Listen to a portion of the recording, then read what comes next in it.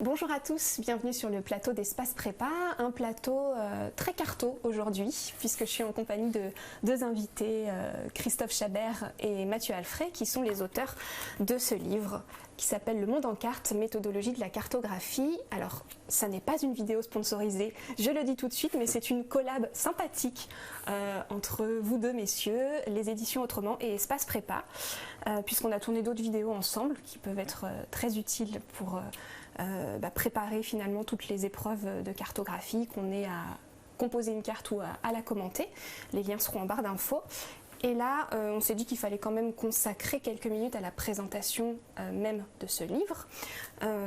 Moi qui ne suis pas douée en histoire géopolitique, je le dis, voilà, je trouve que ce livre, il est super agréable à avoir en main. Les cartes, elles sont trop belles. Le fait qu'elles soient réalisées à la main, ça donne un petit cachet. Enfin, on se le disait tout à l'heure, c'est un travail artisanal et c'est finalement le travail qu'un candidat aura à produire aussi pendant son épreuve. Mais c'est intéressant, voilà, de les proposer comme ça à l'heure où finalement tout est numérique, fait par ordinateur de manière un peu automatique. Je trouve ça très joli. Vous avez pensé le livre en différents chapitres. Toute une partie méthodologie d'abord pour l'introduire, et puis 6 chapitres dont le premier consacré à la mondialisation, et ensuite ça se découpe en fonction de grandes zones géographiques. C'est ça. Voilà, pourquoi et comment, Mathieu, peut-être, dites-nous, vous avez pensé ce sommaire? C'est au contact des étudiants que j'ai pensé ce manuel, de manière à le rendre tout en un, intégré et pragmatique, pour leur permettre de réviser leurs épreuves. Il y a plusieurs atouts forts qui ont été mis en place dans ce manuel. Déjà, le premier, c'est la couverture de l'intégralité du programme. Du moins, ECS première année et surtout ECS deuxième année. Pourquoi? Parce que, comme vous l'avez indiqué, il y a 6 chapitres. Un chapitre sur la mondialisation et 5 chapitres régionaux, c'est-à-dire l'Europe, l'Amérique, l'Asie, le monde arabo-musulman et l'Afrique subsaharienne. Ce qui permet donc aux étudiants d'avoir une couverture du programme très large. Il y a un deuxième apport, à mon avis, qui est très fort, c'est l'apport de la méthodologie pragmatique opérationnelle qui est insérée au début du livre. Et c'est vraiment important pour les étudiants qu'ils soient guidés pas à pas, comme le montre la très belle carte de Christophe sur la France pas à pas, afin de réaliser eux-mêmes leur propre carte. Je pense qu'il y a un troisième apport qui était aussi très important pour nous, c'était la variation des échelles. Nous ne sommes pas contentés de faire, comme dans la vidéo précédente, que des échelles mondiales, la configuration des puissances dans le monde par exemple, mais nous avons des échelles beaucoup plus locales, beaucoup plus centrées sur les pays. Par exemple, c'était le cas du Nigeria, avec une carte sur un pays émergent avec des difficultés, ou bien le Brésil également, qui figurent au programme et qui sont importants. Donc variation d'échelle, méthodologie pragmatique, couverture du programme, c'est un peu l'objectif de synthétiser les savoirs pour les étudiants. Et vous l'avez pensé aussi en vous mettant à la place de ces étudiants, puisque vous avez été vous-même, vous êtes passé par les étapes des concours, si je ne me trompe pas. Ça aide aussi à conceptualiser ce type d'ouvrage. Nous sommes tous les deux d'anciens préparationnaires en classe préparatoire pour les grandes écoles de commerce. Nous avons eu la chance avec Mathieu d'intégrer HEC. Et effectivement, quand on a pensé le livre, on s'est vraiment mis à la place des étudiants, parce que nous, on aurait rêvé à l'époque d'avoir un manuel comme ça.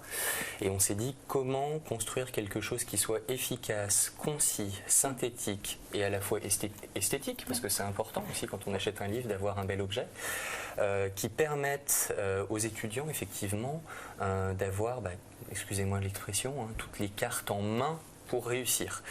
Et je pense que c'est aussi pour ça que le livre on en est très fiers, parce qu'on a essayé justement de toujours penser comme les étudiants le feraient. Okay. Voilà. Parce qu'on est passé par là, en fait. Comment on fait à la rentrée, là, si on s'est procuré votre livre pendant l'été et qu'on l'a parcouru peut-être sur la plage ou je ne sais où, comment on fait pour commencer à travailler avec? Est-ce que vous conseillez de s'y plonger un peu tous les soirs? Est-ce qu'une fois par semaine, ça suffit? Concrètement, comment on travaille avec votre ouvrage?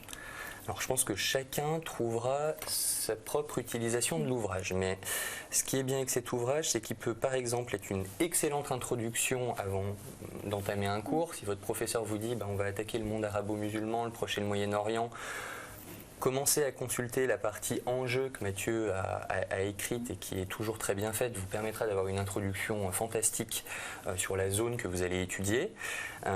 Derrière, c'est aussi une bonne manière de reprendre les fondamentaux une fois que le cours aura été délivré par votre professeur. Donc je pense qu'il est utilisable en amont, en aval, pendant. Voilà. Après, c'est à vous, chers étudiants, de vous l'approprier et puis de voir effectivement ce qui vous convient le mieux.